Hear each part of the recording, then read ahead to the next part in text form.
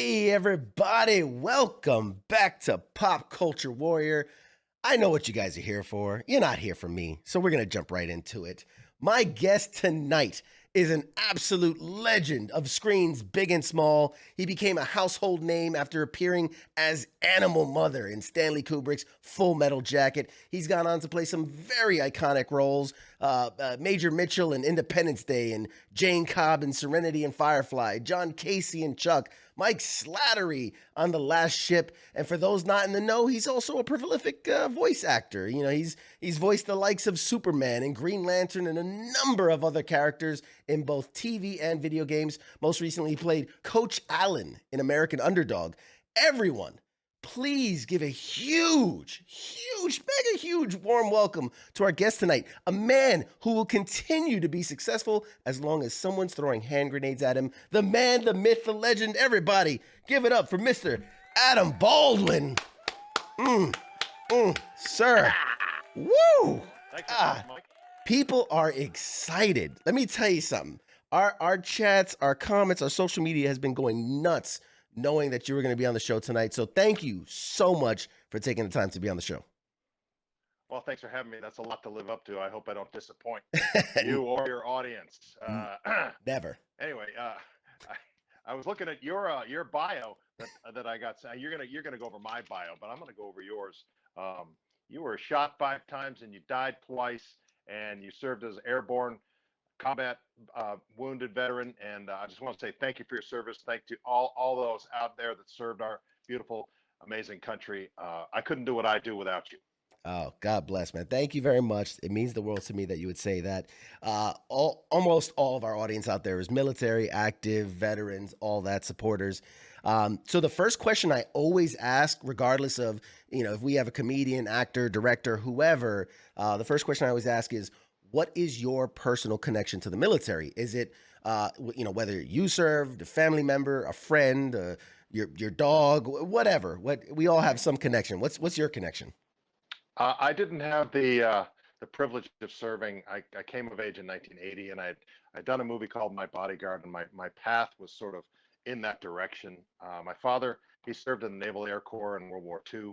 He was training to be a fighter pilot or a bomber for the final wave into Japan, and the bomb was dropped, so he didn't get to go. But he served his 2 years. He went to CU Boulder on the GI Bill, and then he traveled the world. He ended up in Kenya in the mid '50s. He ended up being the only American to fight in the Mau Mau War, and there's some pretty brutal stories. So I always respected him for his wanderlust and his honor, courage, and commitment and duty to America. He was a tough guy, and I think growing up around him and his firearms. He would take us to the range, and I had camp where we shot little 22 target rifles. So I became very comfortable with firearms at a young age, and I again haven't had a chance to serve. I kind of regret not going to the Marines after Full Metal Jacket, but Lee Ermey said, "You never make it in my corps." so I don't know. No. Anyway, Right. like I said, yeah, I get to do what I do because you guys are standing on the wall. We appreciate that. No, that not everyone serves, and that not knocking anyone. I think it is actors like yourself who portray the military in the best light possible to show the truths, right? The good, the bad, the ugly, the heroic, all of that, and allow the civilian population to get a peek behind the curtain to see what it's really like to experience it in a certain way. So you're doing us a service by putting out there, good or bad, by putting that out there. Well, my goal as an actor is to portray the humanity of the character as best I can, and try to do it with some authenticity. So I was blessed to have a technical advisor in Lee Ermey, pointing me the way. Although he was a little focused on, he was one of my dear friends, and rest in peace, Gunny. But he was a little focused on stealing the role of Gunny Hartman from the other guy. So I look back on my first couple of scenes when I show up and meet Joker, and that booger hook on the bank switch bugs me every freaking time. Oh, Yeah, but uh, they weren't there saying don't do that, and little things that I've stand since out. learned. Yeah, I've since learned a little trigger discipline, muscle management, and all that. I don't sweep my buddies anymore. Never would. Well, maybe I did then, but the gun was unloaded. I promise. Right, right. Dude. Vietnam. It was a different time. It was a different time in Nam. Things were different. Yeah, yeah. Oh yeah, we were a little hazy then. Agent Orange was in my bloodstream. I couldn't. No, There you go. that's disrespectful. But hey, look, I didn't know what the hell I was doing, and I learned through osmosis over time, and I got better at it. So that was my blessing and my curse. Oh, that's awesome. That's awesome. So here in the show, before we dive into the back catalog and the career and everything, which I mean, again, with you, it's impressive. I do like to get to know the person behind the scenes, behind the cameras a little bit better. So we're here. We're all about pop culture and nerddom and geekdom and all these things. So where are your passions at? What are you nerdy about? Be it history or stats or music or where's your geek flag fly? Well, I guess you younger generation folks would call it dad rock. I'm into Led Zeppelin and the Who and the Kinks and all that stuff, Zappa and Beach Boys, rock and roll from the 60s, 70s, and 80s. So that's pretty near and dear to my heart. I guess now I like to go to the range. I'm not really as much of a gunsmith or gun nerd as I'd like to be, but I'm a pretty good shot. But it is a perishable skill, like golf. I play a little golf. I'm a little nerdy about that. Pretty good at it. So I try to stay focused when I'm on the golf course and do that. But I'm old now. I'm 60 years old, so I'm on a 25-year glide path at this point. Just gonna have a good time. Raise 3 kids. Have a beautiful wife. Been married since 1988, and that's kind of like I like bicycles. I like mountain biking. Although my knee doesn't let me do it so much. I remember the first time I got injured working on a show. I was carrying a guy down a staircase to get out of an exploding building, and around about take 5, the knee kind of went, oh, damn, I'm older now.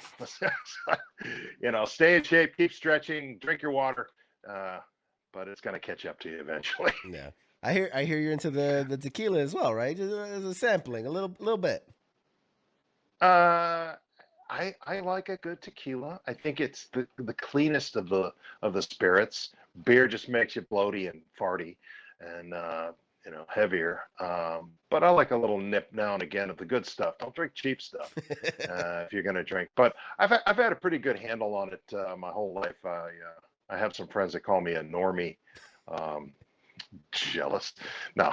Give us a good recommendation. What's something if I'm gonna dabble in the tequilas? Where do I go? If you're gonna drink it smooth and neat, I would go with like a Chinaco, a Reposado, or Añejo. Or if you're gonna mix it, there's a really good organic tequila. Get the Blanco Dolce Vita. It's an organic tequila, and you mix that. You don't want to mix Reposado or the Añejos with your margarita mix because it's too oaky and just it's distracting. Oh man. Cheers. Yeah, where's my? We're gonna get into it tonight. We're gonna loosen you up. Also, the Rock has a really good tequila called Terramana. That's pretty good. And you can get that at Vaughn's with your Vaughn's card for only about $28, $27. There you go. That's a good deal. There you go. Good plug. Good plug for the Rock's tequila. And we got a lot of people watching live. Guys, if you have questions for the amazing Adam Baldwin, please put them in the chats. I will read them as they fit. So please let them know. Let them know you're here. Say hi and ask your questions away. Until then, what are there any? You have the moment. Are there any charities, nonprofits that you're really a big supporter of? You want to put a spotlight on? You want to give anyone a shout out? Well, I've had some participation with Folds of Honor. I went to uh, their Patriot Cup there in outside Oklahoma. I played there a couple of years. That's a great charity. The Gary Sinise Foundation, wonderful. The Marine Corps Law Enforcement Foundation. These are organizations that help take care of the families of the fallen, and it's humbling. I wish I could do more of it, but I'm just this lonely hermit out here in California these days. Nothing I get wrong. out there once in a while, but I think those three. If you're going to be donating to charities, those three, you couldn't beat them. I won't argue with you. I know. I think you participated in Ride to Recovery too, a bike riding organization that has to do with wounded Yeah, veterans. we did a few rides through Texas, and we went to Normandy. We went to the American Cemetery there in Normandy. A couple hundred, 300-400 miles with a peloton full of soldiers and supporters and Marines. And it's amazing to see the esprit de corps that builds up over a week. It's a week ride generally. Mm. And in the beginning, there are guys that can barely even ride a bike, or they're on a hand bike, and all get pushed up the hill. By the end of the week, it's really like a miraculous transformation to see guys that have come with traumatic brain injuries. They've lost limbs, they have prosthetics, and they figure out a way to clip in, hang onto the handlebars, and just ride together. And I, I was again very humbled to be a part of that. I wish that continued. I think that organization has folded up since then, but there are others that do that sort of thing. Yeah, Um, that's awesome. yeah. That's why we talk about it, because people need to be aware of it and go out and help and support. So those things don't happen. Well, the thing is that I've come to appreciate is that you guys are athletes. You have to be. You have to be fit, and when you get hurt, it's hard to maintain that, and that can cause all kinds of things like depression and pain. Obviously, you need to manage all those things, but as long as you keep fighting through and overcome that, there's a beautiful life on the other side. You just have to keep going. I think it was Winston Churchill that said during World War II, "When going through hell, keep going." Beautiful, man. I'm gonna clip that and use that whenever I'm down, man. I'm gonna use that. Adam told me to keep going. That's awesome. You were Well, you got to remember. We got to remember. God didn't promise us a trouble-free life. mm, good words. So tell me. So I did my research. I did my homework. I know you were born in Winnetka, Illinois, and I couldn't find a lot about early life for Adam Baldwin. What was it like growing up? What kind? Were you the athlete? Were you the jokester? Where'd you fall into? It's all been expunged, brother. The record has been secreted Fair in a enough. mayonnaise jar. In a mayonnaise jar. No, I was a young hockey player when I was in grade school, and I was a really good athlete. Played baseball and soccer and um, hockey. I grew up, like I said, outside Chicago. But my parents divorced when I was 11, 12 years old, which is not a good age, right? Going into puberty is a tough age. So I was sort of thrown in the gap, and my buddies who I was competing with on the rink, their folks sent them away to hockey camp for a couple of summers. They got better, and I sort of stagnated, hanging around in Winnetka, Wilmette, North Shore, Chicago, playing frisbee and smoking weed, whatever. It's just I got off track, so I couldn't make the high school hockey team. I played in the intramural and the Park District League, so I kept that going. Um, where do you go if you don't have a social group? Well, you either become back then. This is gosh, that would have been 76, 77. What do? You either become a stoner or you go into the drama department. So I Sometimes ended up in both. the drama department.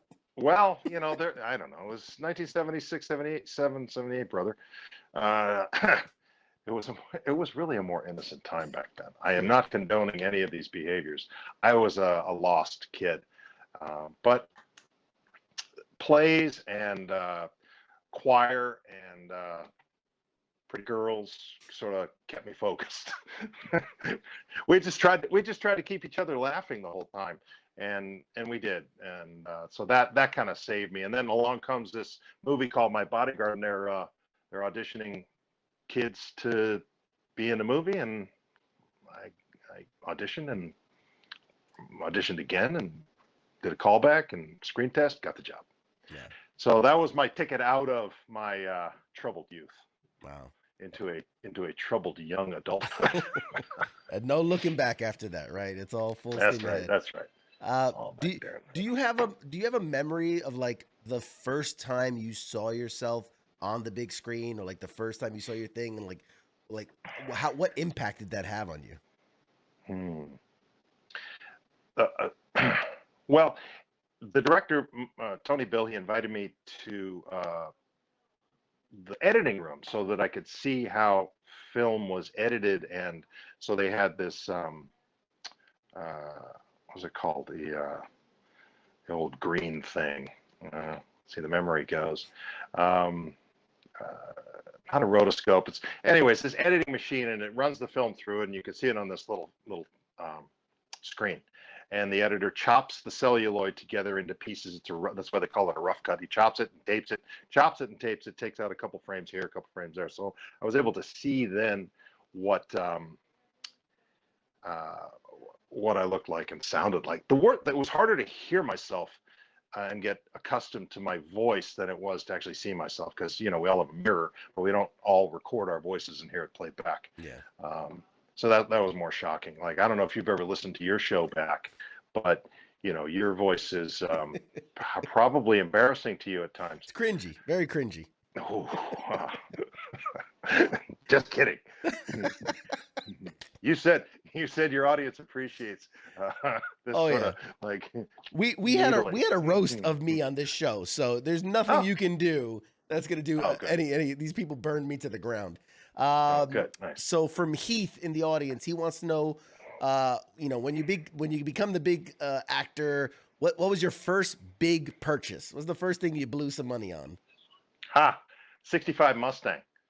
I bought it from the script supervisor on My Bodyguard. It was black Landau top. It was green, 285, and I drove that across country a couple times with my girlfriend, and eventually ended up just selling it to her for $1 because she needed to go back to high school. No, I'm kidding. College. Shut up. This was the 70s, 80s, whatever. But it was a 65 Mustang. Yeah. No judgment. Not a convertible, but it was literally from a little old lady from Pasadena. So it was a great car. That was my biggest purchase then. Yeah. Very nice. Gotta have a car. You're in LA. You gotta have a car. Gonna be an actor. You gotta get around. Okay, so let's dive into Full Metal Jacket, because obviously there are a few movies that impact the landscape of theater and in such a way that just those words instantly people have this scene and that scene and this moment and that moment, and one of, God forbid, one of the most quotable. I can remember going through basic training and and this is in 2002. I'm going through basic training and people are quoting that movie. So when did it first become apparent to you, like, the impact this movie was going to leave on culture, on pop culture? Was it when it was filming or after? Oh, well, after. Initially, when we were filming, we thought, hey, we got this in the bag. We're in the Kubrick Vietnam movie. This is going to be the greatest Vietnam movie ever on film, which I think it's arguably is. And then we were filming, and Stanley Kubrick was notorious for taking a long time to film. And we had been filming, I think, for 3 or 4 months. This was in the late summer, fall of 1985. And we read in the trades while we're sitting around on set waiting for the camera setup, reading the Variety. Hey, what's this other Vietnam movie that they're casting? Who's Oliver Stone? we're in the Kubrick. Anyway, so you cut to Oliver Stone standing with his Oscars because Stanley was so, I guess the polite word would be methodical in putting his movie together. So we didn't come out until '87. It had been a couple of years. And it did okay at the box office, but it didn't do nearly what it could have, I think, had he beaten Oliver Stone out to the box offices. But that's in the past. His movie holds up, I think, better.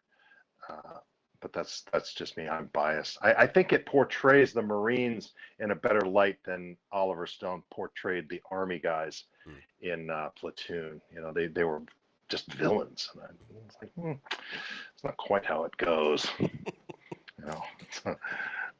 So there's so much I want to ask about this movie, and you know, what kind of training did you have to go through to prepare for the role, whether it be physically or gun training or anything like that? I didn't do nearly as much as I should have or could have, because I was in the second half, and we had to jump right in and get filming when we arrived, and we filmed it outside London, England, and it was just sort of like, here's your gear, and go work with the armorer. Make sure you don't aim that at anybody, and go fire off, a couple 10,000 blanks, and the rest of the time I kind of had to trust in getting the feel of the props, getting to know the props. But I was in pretty good shape when I got there. I had done a wrestling movie before that, so I was probably in tip-top shape. So the physical training, I kind of kicked myself for not having begged Stanley to go and just be one of the extras running behind all that stuff. Just keep me out of focus, but let me train with the guys.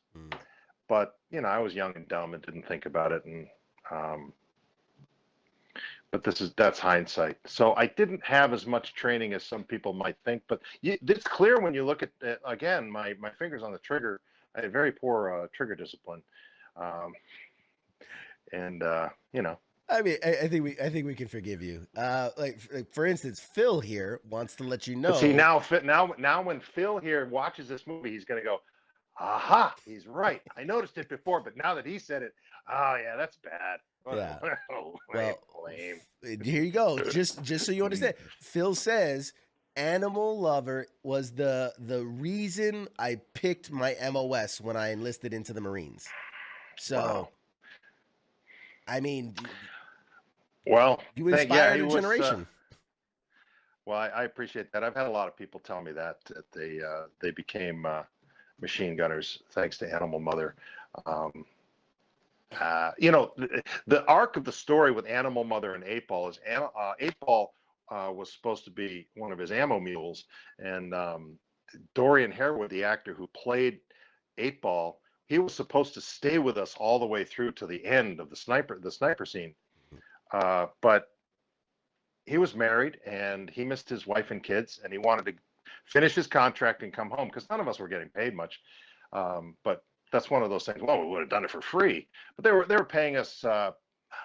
Most of us were getting like double British equity, which was about $1,500 a week, which is okay if you're not doing anything else. They pay your room and board, so that's you can't complain at that. But after taxes and agents' fees and all that stuff, it ends up diminishing. So Dorian, having a wife and kids, he needed to go back home and find other work. And he said, Stanley, I need more money. And Stanley said, no. And Dorian said, well, I'm walking. So Stanley said, okay. And he killed him in that dirt for 2 weeks. It was in the winter, and he made him lay in that cold, sticky blood for 2 solid weeks. Which is punishment for an actor. Here I am talking to military guys. You've been actually shot. He's pretending to be shot. But for us pussy actors, it's. Hey, that sounds horrible. But I wouldn't want to do that. But, and that was like 12 hours a day. He would lie there, getting up for lunch, and that's about it. And Dorian didn't complain once because he knew he was a short timer. He was going home. But he was supposed to come with us all the way to the end. And so all that prologue of Animal Mother spouting things that probably couldn't get green lighted as a screenplay nowadays, and you know what I mean. Oh yeah.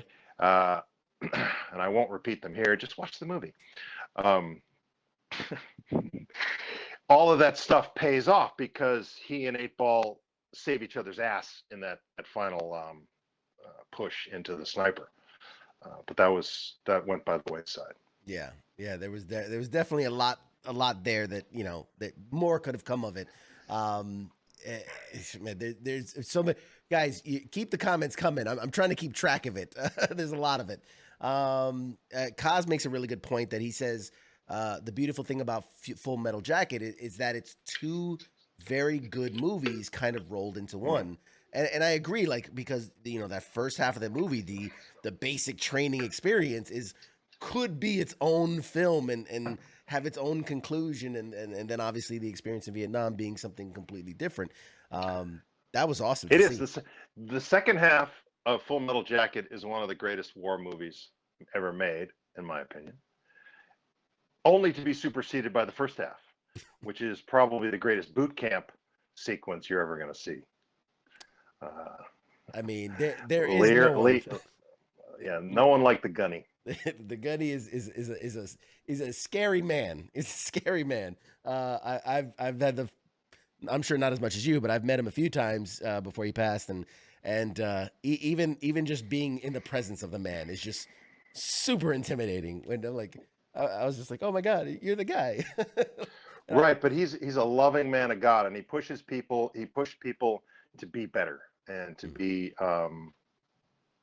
more honorable. And I miss him and admire him and his legacy forever. Absolutely.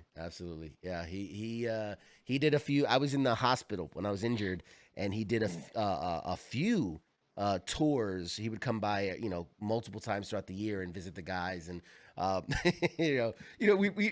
it's this thing about the military guys with it's that dark humor. We'd be in our beds and all bandaged up, and he's like, "What are you doing there? Just lying there? Like, you're gonna get up?" And just trying to motivate people, and it was so cool to the guys would tell him, like, "I want you to yell at me. Yeah, I want you to yell at me. I'm a piece of shit. Tell me I'm a piece of shit." And so he was awesome. Such a great guy. Yeah, I tried that with a buddy of mine. He's a good golfer, and he was in Fallujah, and he had a traumatic brain injury. But he's on the other side of that now. But he had kind of a bit of a break recently, and he was whining on the golf course. And I said, "You're going to use that as an excuse for the rest of your life," and it hurt his feelings, and I felt really bad about that because I didn't know how on edge he was. Yeah. But I figured that's what Gunny would have done. Gunny would have given him shit. Mm-hmm. Yeah. So I was just trying to motivate him. It's like, you're a grown man. Quit your whining. Let's go. Yeah. But again, I wasn't there. I mean, Fallujah was not good. It was a bad time. It was a bad time for a lot of people. So Jim wants to know, has there ever been a line that you kept messing up and finally got it, and then it ended up getting cut out of the movie? Oh, shoot. Well, if we're talking about Full Metal Jacket, I don't think I ended up screwing up any lines. I was able to improv the interview scene a little bit. Stanley just said, "Do some research and how would you be interviewed?" So I came up with one of my favorite lines in the movie is, "What do I think about the war in Vietnam? I think we should win." I wrote that line. There you go. The end scene where we go in and we kill the sniper. There was a sequence, and I've talked about this before, but Animal Mother has a machete on his back for the whole movie for one reason, and that's in the end scene when Joker administers the coup de grace and puts her out of her misery. Shoot me, and all the boys after he does that, they go, "Oh, hardcore, hard dude, hardcore, man, you're one hard dude." Animal Mother, he's like, "Oh, fuck that shit!" Shing, lops off her head, picks it up, swings it around to the guys and said, "That's hard. Fuck you guys. Let's go." Boom. But it was a little gory, the heads. There were two heads from Madame Tussauds wax museum that they had built. Each one was worth 10,000 English pounds, like almost 15, 20 grand back then, each. And we beat the hell out of those things. And when I finally saw the movie at the Academy screening room in here in Hollywood, Stanley didn't tell me that was not going to be in the movie. So when that scene is coming up, I'm going, oh boy, here we go, guys. Okay, Mickey Mouse. Wait, what happened? What happened? What happened to the scene where I cut off the sniper's head? I was I can only imagine. Needless to say, I was a little disappointed that wasn't in there. I understand in retrospect, too gory, would have given it an X rating. You can't have that. I always wanted to see the footage though, and I ran into Stanley's major domo, a guy named Leon Vitale. He's got a really cool documentary called Working Actor, I think, and he surrendered his professional life as an actor to Stanley Kubrick to be his assistant and help us. He was our dialogue coach, and he helped us get ready for scenes and stuff. He was a very good actor. But I ran into him later, and I said, "Where is that footage? I just want to see it." And he said, "Oh no, Stanley, when he died, had it in his will that all of his extraneous footage, his thousands and thousands, tens of thousands of hours of footage that he had shot and kept archived, he had it all incinerated at the local garbage dump, because he knew this would have been, I don't know, 10, 12, I don't know, when Eyes Wide Shut, right before Eyes Wide Shut came out. I forget the year, but it's 10, 12, 15 years ago now. All of it was destroyed because he knew there would be YouTube snippets out of context of his film, and he didn't want that. He didn't want outtakes out there. He just said, no, my film stands on its own, and everything else, kill it, destroy it. So I was like, oh, that's too bad. Just would have wanted to see it. Or at least a still of me holding up that little sniper's head. Oh man, what I can only imagine, something like that being filmed in today's set. Like, you see Marvel's Avengers, and you got like Chris Evans and Robert Downey Jr. their cell phone video of like while they're in costume and stuff. I mean, right, that would be much different than today if it was Full Metal Jacket, made today. Also, the gore now, I don't think, not the Al Gore, the gore, blood and gore, is so much more intense that I think we probably could have gotten away with the head much more than we could have gotten away with the actual dialogue. Some of the words, yeah. The salty dialogue. Yeah. The way Marines and soldiers can sometimes talk in the heat of the moment. I'm curious. So the weapons you guys are carrying are not props in the sense of like, what they would do like today is like rubber and, foam board. Like you were carrying full on weapons, right? Because I'm watching you wield the 240 and that thing looks heavy. It looks real heavy. That's funny. Just get stronger. Yes, that is the correct answer. Because that. And so I think it was 18 pounds. Fun. I stole that line from a guy I like to call Tony the Seal. When we were doing the pilot episode of The Last Ship, he was with us as a weapons expert and technical advisor, showing us how to, as a team, go down a passageway and take out the bad guys. We were sitting around in between takes talking about that exact same thing. And he just sort of I know he set me up. Thanks, Tony. And he's a big guy. I mean, I'm 6'4", he's 6'4", but got about 70 more pounds of muscle, just a beast, rock solid, 265 and just romping, stomping dynamite. But casual athletic power. And he's just sitting there. And he turns to me and he goes, so yeah, that M60 you're carrying, what that thing weigh? And I said, well, it's about 18 pounds. And, they had the little bandolier of, blanks all over my chest, crisscrossing. I said, yeah, it got heavy after a while. And that's when he took that beat and go, just get stronger. You know, my asshole just goes, oh, thanks, Tony. Thanks. Yeah. What do you say? We didn't have him back for the next episode. No, I'm kidding. Yeah, I These did. are just jokes. I got called out. They're like, because I said 240, because I was thinking back to what I carried, and then no, of course they didn't have the 240 in Vietnam. It was the M60.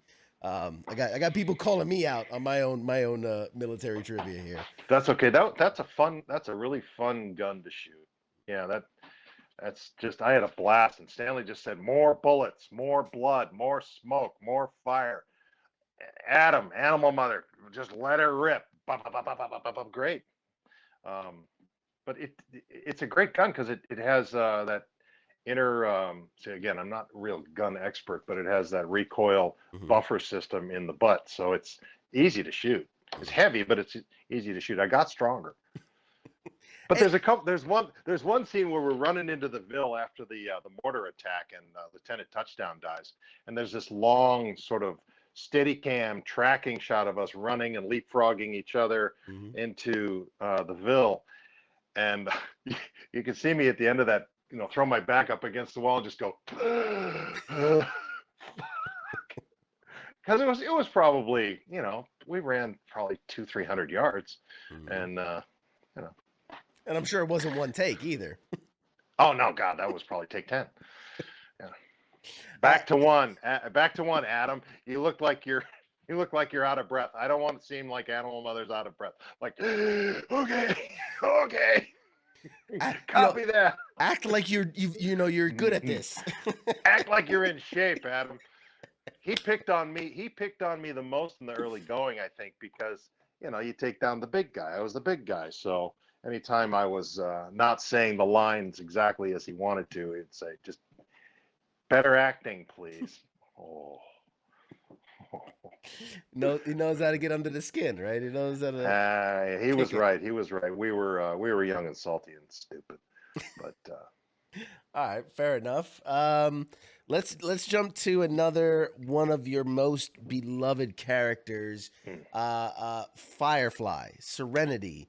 I mean, Jane is such.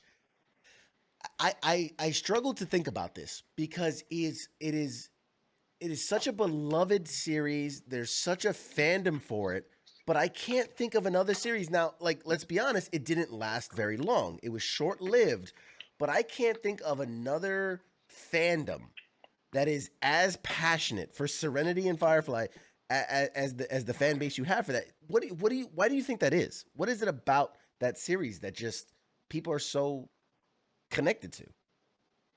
Combination of several things. I think it had a wonderful cast. We had a great captain in Nathan Fillion as Mel Reynolds.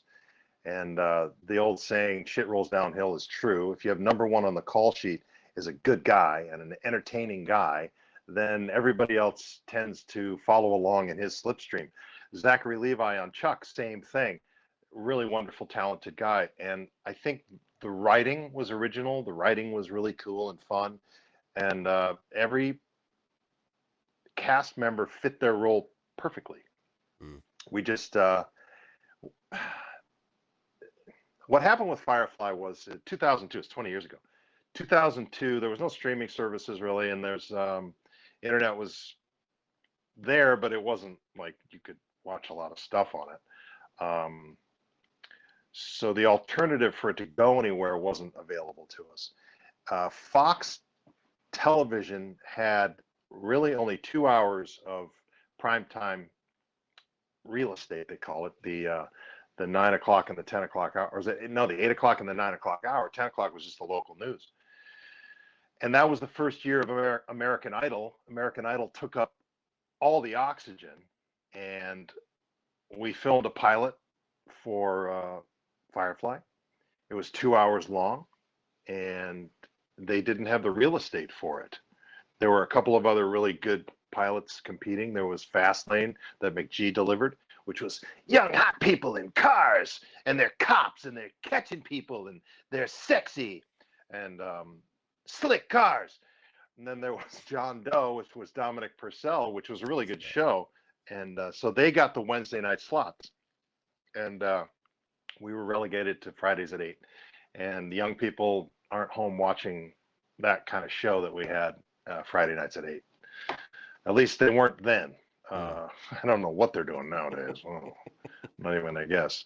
But it was a combination of things. We didn't get the ratings. Ultimately, there weren't enough eyeballs on the sets to keep us going. But it held up in DVDs. The DVD sales were huge, and that's what got us enough cachet to do the movie Serenity. And that's a cool movie. I think it's a little sad in the end, but no spoilers. And who knows? There are comic books galore. They're graphic novels. The storyline went on. Just it hasn't been put back on camera. I think I always promised. I said I'll never be a 60-year-old Jane Cobb. I can't run as fast anymore with that damn knee. But who knows? There's ways of telling stories. Sure. I mean, that's above my pay grade, pal. In the era of where like nostalgia reigns supreme and everything is rebooted and resequelized and side multiversal, like, I mean, if there could always be we're gonna bring them back, and they're older motley crew of guys coming back, and they're not as spry as they used to be, but they get the job done. Hey, maybe. Yeah, there are other alternatives now. There's virtual realities that we could figure out too. There's we'll make an NFT out of it. That's yeah. Now that's a non fungible token. That's right. Yeah, you're hip with the lingo, man. You're staying hip. I like it. I didn't go down that road though. Like crypto. Nope. Yeah, nope. It's real scary. estate. Buy real estate. Yeah. I respect that. A question says, do you remember the Jane quote where he says, "When does eating people become fun?" I think that was in Bushwhacked, the second episode. Am I right? Yeah. I couldn't pick one line out of all of them. So it's a Reaver reference. The Reavers were these barbarians that had been poisoned by this experiment that the big government, the Alliance, had tried on a certain planet, and Miranda, and it went wrong. They meddled. They tried to make people better. When has that ever gone wrong in sci-fi? I don't know. I think it goes wrong. It goes wrong in real life too. It happened recently too, but we're not going to talk about that shit. We're keeping it to pop culture. No. The next question is I guess this is just, they want you to know that the episode where the settlement is named after Jane is the best episode. So, well, I appreciate that. I disagree because I'm more self-deprecating. I think that's a good and a fun episode. I had a blast, Janestown, but I think the pilot episode, Serenity, which is 2 hours long, was a great one. And there's another one called Out of Gas. That's it. There you go.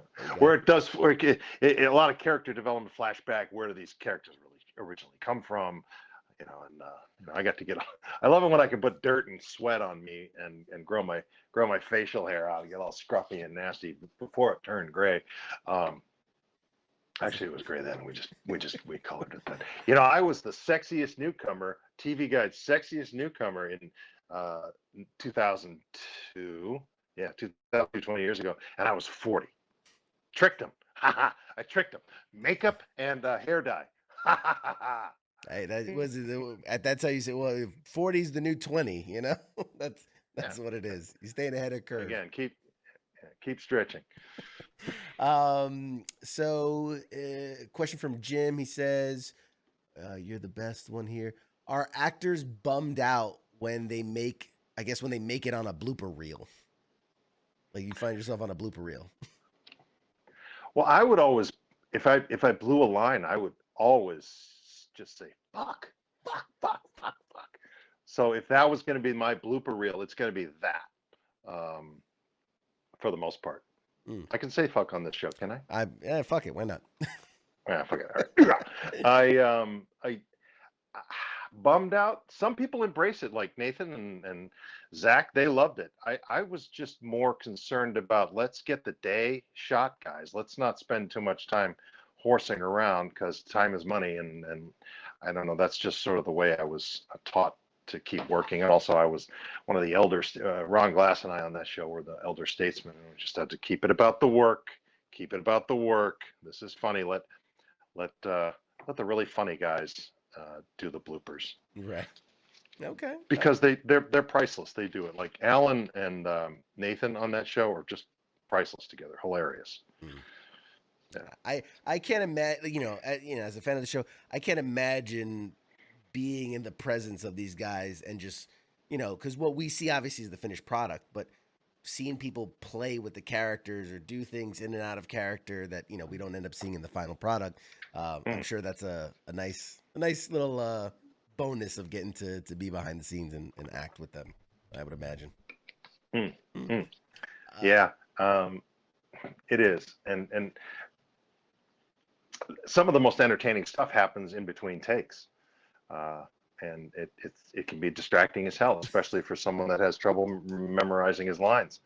Like I have to work really hard at learning my lines. I do work hard, but I have more difficulty doing it than certain other guys that they just like have photographic memory, and it's Right. I'm very envious of that skill. So when they're goofing off in between takes and it's my shots, like, dude, come on, I gotta focus here. Otherwise, we're gonna be here all night. You don't want that because I get cranky. I'm 60 years old, people. Come on. Not Focus. 60 now. I wasn't. I mean, I'm 60 now, not then. Right. I was right. 40 then, man. Fair but enough. I still. So another, again, You're too fucking stupid to ever get this old anyway. if I'm lucky, another, again, phenomenal character that I'm sure so many people recognize you for is from the show Chuck. Looking at it on paper, I'm like, Chuck went 91 episodes. Like that's insane, and especially in a day and age where people's attention span is 5 minutes long. Right. When you look back at Chuck, like, what do you feel is the legacy of that show? Well, we tried to make a modern day Get Smart. I don't know if you're familiar with Mel Brooks's Get Smart with Don Adams. When I was a kid, that was on, and it was kind of a modern day turn on that. And it really goes to Chris Fedak and Josh Schwartz in creating the show, and then Zach Levi as Chuck. He was able to create that character, and I just sort of rode along as the sniper funny guy, straight man. Mm-hmm. And then, of course, we had the gloriously beautiful Yvonne Strahovski. We would have had 100 episodes had there not been a writer's strike in the first season. We lost the back 9. We weren't sure if we were even going to get picked up. Each year, the network would wait until really May, the upfronts, to decide whether we were coming back. But we did. We got 5 years minus the 9 episodes. It was a glorious run, really fun, and silly but fun. Yeah, it you have, like you said, you playing the straight man, and then the bombshell, and then the glorious idiot, where we could all as viewers be like, that could be me, and it really Right. takes the viewer for a ride, and I've always loved shows like that. A lot of people saying in the chats, oh, Chuck's an amazing show, loved it. One question, and I don't want to get you in any trouble. I'm gonna ask it, but I'm gonna allow you to dodge it respectfully. Who did you not care for working with? Well, I think that's how he's trying to say it. Who did you not care for working with? Yes. You mean in all of my career? I would assume in the career, who would you not take the chance to work with again?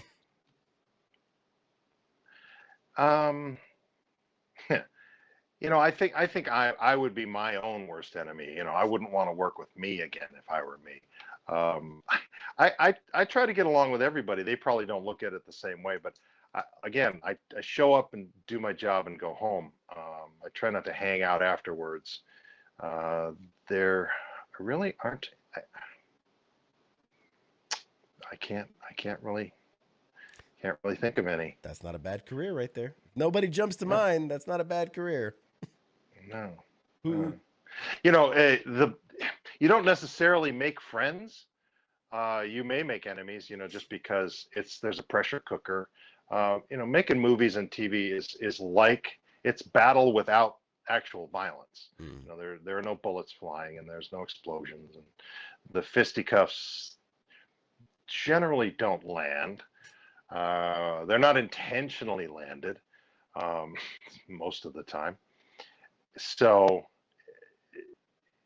personality clashes that invariably happen, and I'm a big bullheaded guy sometimes, but try to be professional as much as I can. Uh, Certainly in my later years, I've gotten better at it. Yeah, you do get better the more you do it. mm, It's not like running, which is a perishable skill. right. Let me ask you Like, this. Sorry, I didn't mean to cut you off. The what's a quality or an attribute of certain actors that you admire the most, right? What's something that you find very admirable in other actors?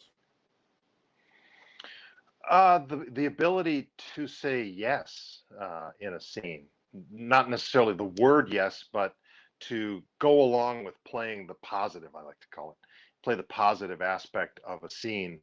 That's, I think, the most valuable uh, talent that another actor can have, because it's appreciative. It appreciates the scene, and it appreciates the opponent. When you're doing a scene, it is a competition. You want to win the beat. You want to get the dunderhead on the other side of the Zoom call to nod along with you and smile, and then you win that beat. So uh, that's and the good thing is what well, the good thing is, see, you did that, but you did it good naturedly, and you got me to laugh. So that's when a scene is good, is when both guys are doing it back and forth, or guys and gals are Mm, doing it back and forth, and you have two skilled actors that are doing that, and it's sort of this conflict, and that I think is the most uh, positive, wonderful attribute. That and showing up on time, and don't yell at the assistant directors, you know, or props. Learn your prop guy's name. mm, Props, where's my coffee? Don't be that mm. guy. Okay. Yeah, I'm taking notes. I'm taking notes for my future career. I if Go you get your own freaking coffee. Hey, if you were a great newcomer at 40, I still got a chance. I still got a chance. Sexiest Sorry, newcomer. sexiest. Thank you. God forbid. I'm sorry. Um, can you uh describe for me in your career, like what was the worst day of filming you can remember, whether it was exhaustion or just the scene wasn't working or for whatever reason, when you think back and you're like, that was the worst day ever. Mm. What jumps out in your mind?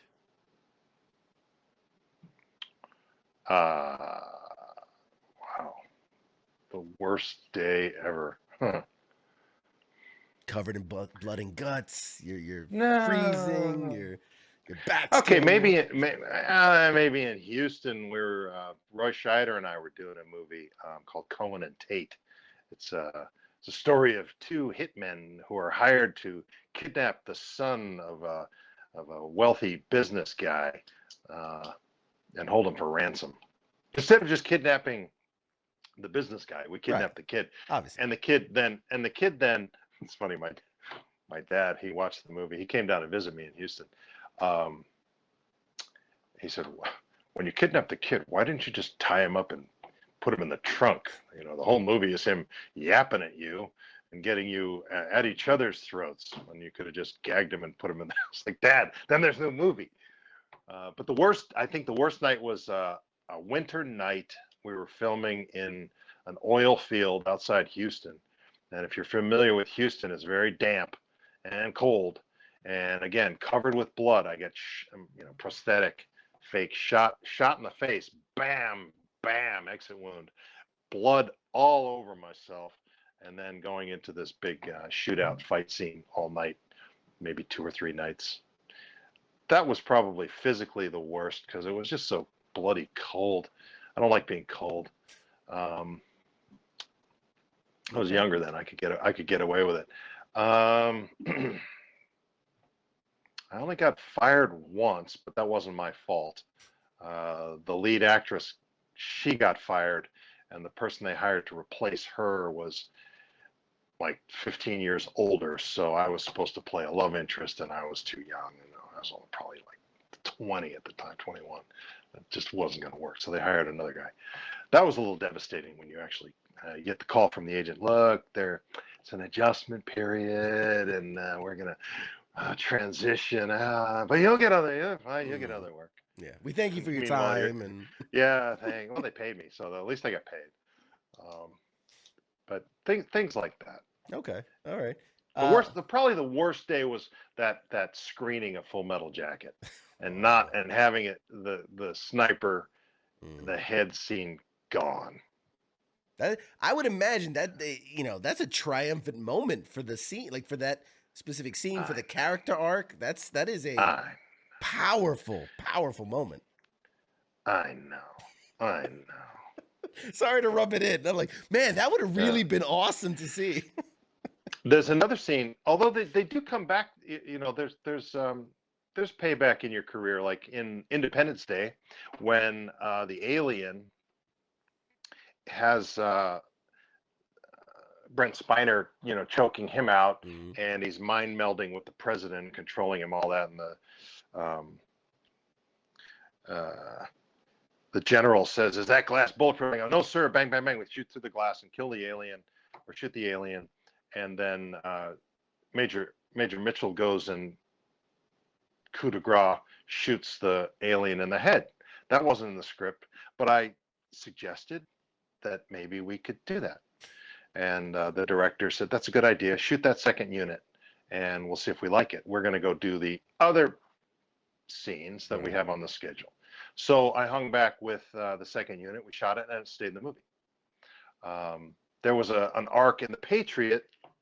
My character, Captain Wilkins, in the final battle scene, we ride into the battle, and then the Green Dragoons get separated from each other, and Tavington, he ends up with in a duel with Martin, and Martin gets Tavington on his back. He's about to run him through, and over Martin's shoulder is Captain Wilkins on his horse with his pistol pointed at him, and Tavington sees him and goes, "Wilkins, shoot him!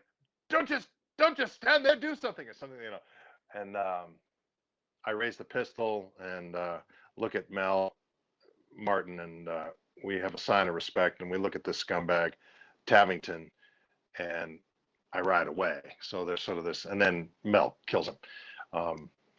That hit the cutting room floor, so I was a little disappointed in that. I am told that it is in the extended version, though, or the DVD extra, so it exists. It's not like the sniper scene. Right. It actually exists. I've seen that scene. I know for a fact I've seen that scene somewhere. But I'm the weirdo that watches all the behind the scenes and extra stuff. I love that stuff. There was a point brought up that actually I was thinking about it as they said it, and Phil says that he sees a lot of the dry humor of Animal in John Casey, and it made me think of, like, in an alternate world somewhere, like if almost these two characters could be related, right? Like in a sort of weird way, like, yeah, my uncle served in Vietnam, and he had this weird nickname, Animal Mother, and like that would have been a cool thing to tie into. I don't know. Do you feel like there was any of that kind of crossover between those two characters? Well, I think we always bring some of ourselves to a character. It's a rare actor that doesn't use his own experience, his own dry humor in his characters, and that's kind of the way they were written too. Let's see, Casey was, gosh, I would have been almost 50. So 23, 26, 7 years later, yeah, Uncle Casey. Yeah, well, could be. Well, I mean, yeah, the math. Maybe it could be. Yeah, I got you. I'm thinking like, it could be a dad. I don't know. We're getting into the weird like fan fiction now. Um, I mean, and not to mention on top of everything else, and again, you've done so many things. We're really nitpicking here. Just a bunch of voice acting stuff. Superman. I mean, Superman. You got to voice one of the most iconic superheroes in history. I mean, what is that like when you get that call? Like, yes, we want you to be the voice of Superman. What goes through your head? Well, that one I had to do three different voices, all very similar. Right. And I had to do Clark Kent, I had to do Superman and Dark Superman. Mm-hmm. So where, I kept saying to the director, how do we differentiate these three? And Put on glasses. wise guy. That's what the director said. Well, No. they pushed the button. Well, one Adam, you have glasses on. Thank you.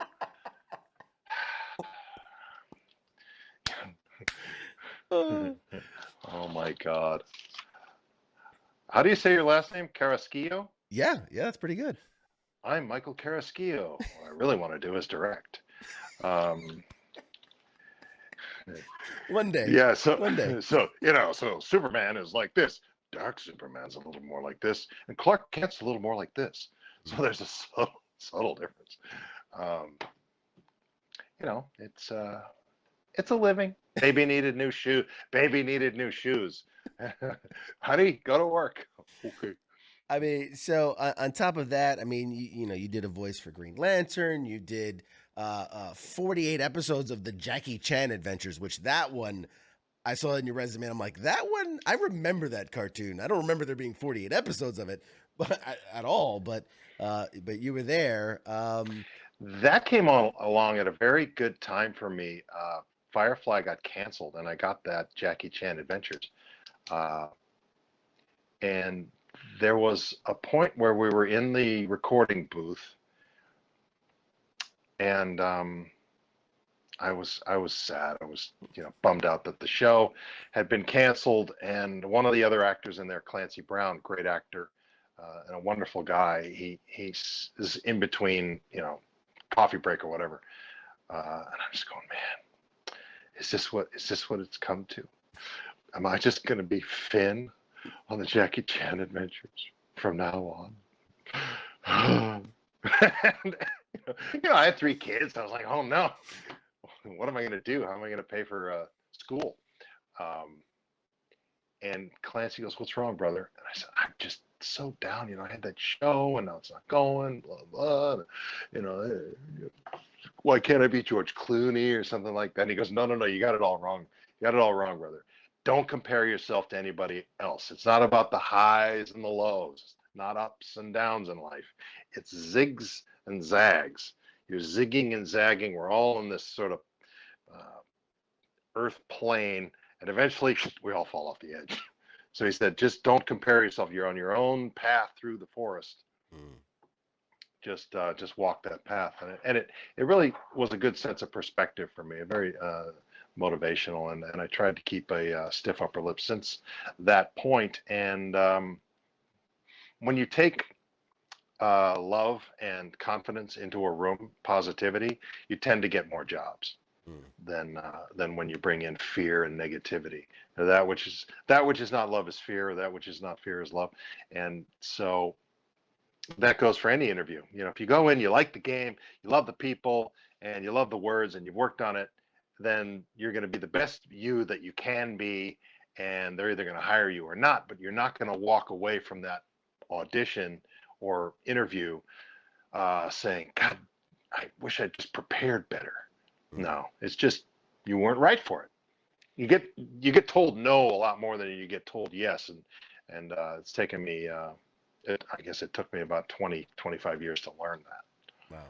Yeah. My wife gave me a great piece of advice when I was testing for Chuck.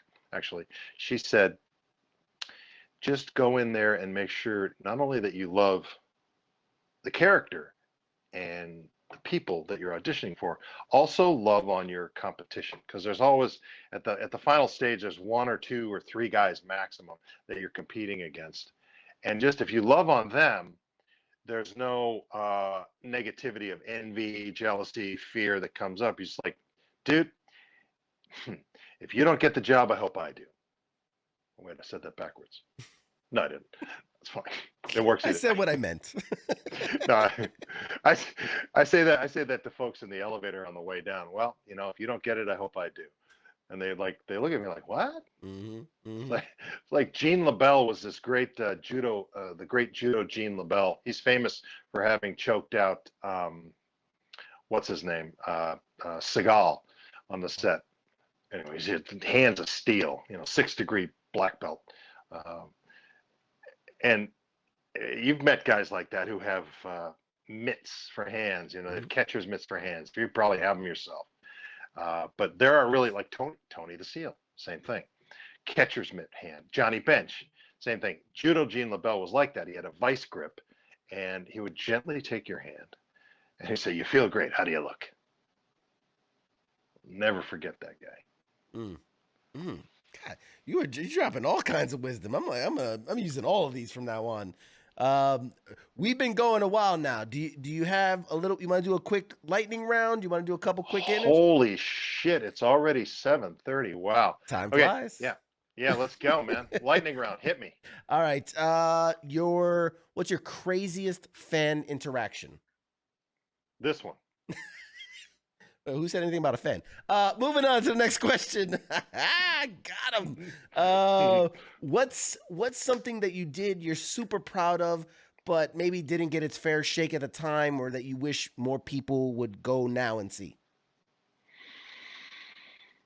We did a series called The Cape, which was about the astronaut training program down at Cape Canaveral, and I spent a year down there. It was a syndicated show, and I'd say the pilot episode is really excellent. Corbin Burnson, myself, and several other actors, um, Bobby Hosea and Cameron Bancroft, several others, and we had a great time. I got to see the launch of the space shuttle 4 times, 3 times standing on top of the vehicle assembly building, which is the tallest building around. It's 3.5 miles from the launch pad, and that's a good show. I'd say that we did 22 episodes, and they didn't pick us up for a second season for political reasons, but not like Washington politics, but like movie politics, TV politics. Mm. Um, I'd say out of the 21 episodes, 10 of them are great, and 8 of them are excellent, and then the other ones are really hokey, sappy soap opera crap. But it's set there at Cape Canaveral. So that's a good one. I also did a show called Smoke Jumpers, which was part of the In the Line of Duty series, where I play a wildland smoke jumper firefighter, and the character, obviously, in the line of duty, that he dies.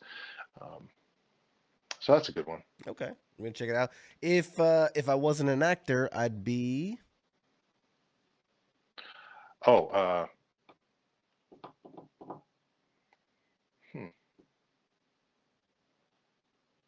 Wow, did I actually stump him on one? Holy shit! well, are you talking fantasy or something that's actually achievable? I Uh, mean, fan, fan, well, fantasy, you want to be like a rock guitarist, but um, I guess hockey player, pro hockey player, pro golfer, that sort of thing. That's a good life if you can get it. Um,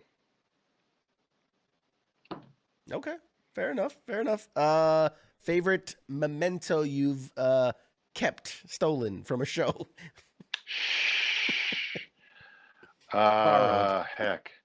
Well, from Firefly, I have that big Bowie knife that I called Boo. I call the pistol Binky, and I called the knife Boo.